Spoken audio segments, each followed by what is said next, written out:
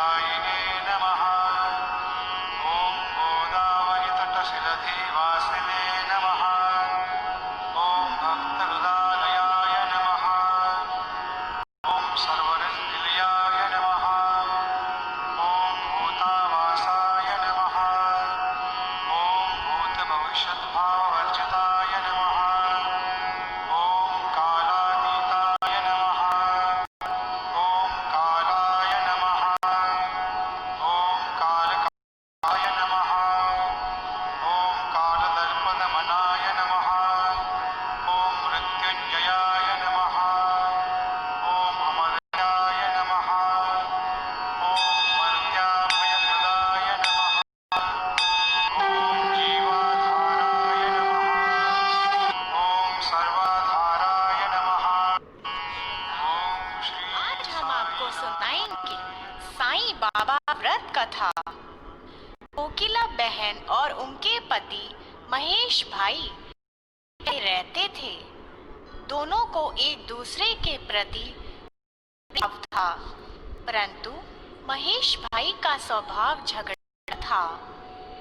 अड़ोसी पड़ोसी उनके स्वभाव से परेशान थे, लेकिन कोकिला बहन बहुत ही धार्मिक स्त्री थी, भगवान पर विश्वास रखती और बिना कुछ कहे सह लेती।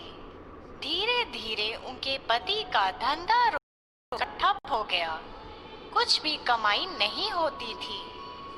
महेश भाई अब दिन भर घर पर ही रहते थे और उन्होंने राह पकड़ लिया था। अब उनका स्वभाव पहले से भी चिड़चिड़ा हो गया था। दोपहर का समय था। महाराज दरवाजे पर आकर खड़े हो गए। उनके पर गजब का तेज था। फिर उन्होंने दाल चावल की मांग की। कोकिला बहन ने दाल चावल दिए और दोनों हाथों से उस वृद्ध बाबा को नमस्कार किया। वृद्ध ने कहा, साईं सुखी रखे। कोकिला बहन ने कहा, महाराज सुख किस्मत में नहीं है, और अपने दुखी जीवन का वर्णन किया। महाराज ने श्री साईं के व्रत के बारे में बताया। 9 गुरुवार फल आहार या एक समय भोजन करना, हो सके तो बेटा साईं मंदिर जाना, घर साईं बाबा की 9 गुरुवार पूजा करना, साईं व्रत करना और विधि से उद्यापन करना, भूखे को भोजन, साईं व्रत की किताबें 5, 11, 21 अपनी शक्ति अनुसार लोगों को भेंट देना और इस तरह साईं का व्रत का फैलाव करना। साईं बाबा सबकी मनोकामना पूर्ण करते हैं, लेकिन साईं बाबा पर अटूट श्रद्धा रखनी जरूरी है। जो ऊपर दी गई विधि से व्रत और उद्यापन करेगा, उनकी मनोकामना अवश्य पूर्ण करेंगे। कोकिला ने भी गुरुवार का व्रत किया। 9वें गुरुवार को गरीबों को भोजन दिया और साथ ही पुस्तकें भेंट दी। उनके झगड़े दूर हुए। घर में बहुत ही सुख शांति हो गई, जैसे महेश भाई का स्वभाव ही बदल गया हो। धंधा रोजगार फिर से चालू हो गया। थोड़े समय ही सुख समृद्धि बढ़ गई। दोनों पति पत्नी जीवन बिताने लगे।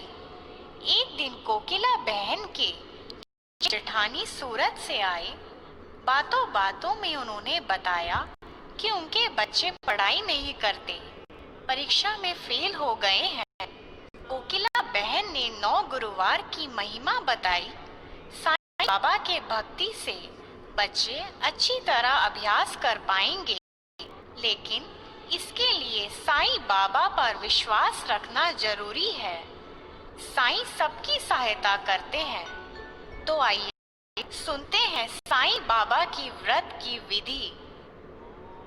गुरुवार फल आहार करके अथवा एक समय भोजन कर यह व्रत किया जा सकता है और 9 गुरुवार तक होगे तो साईं मंदिर के दर्शन के लिए जाने को कहा और यह कहा कि यह व्रत स्त्री, पुरुष, बच्चे कोई भी कर सकते हैं।